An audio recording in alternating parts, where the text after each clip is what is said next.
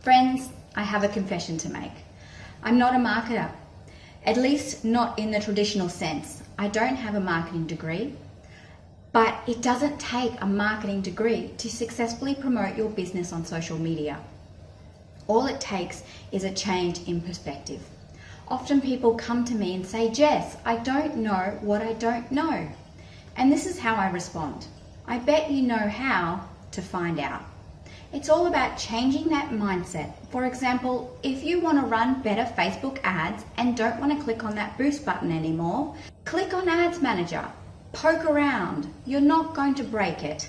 Do some creative Googling if you want to learn how to do things yourself. There is a lot of free resources now on the internet. You just need to go out and learn how to find it for yourself.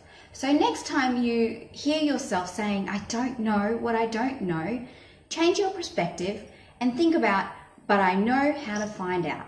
Until next week, everyone.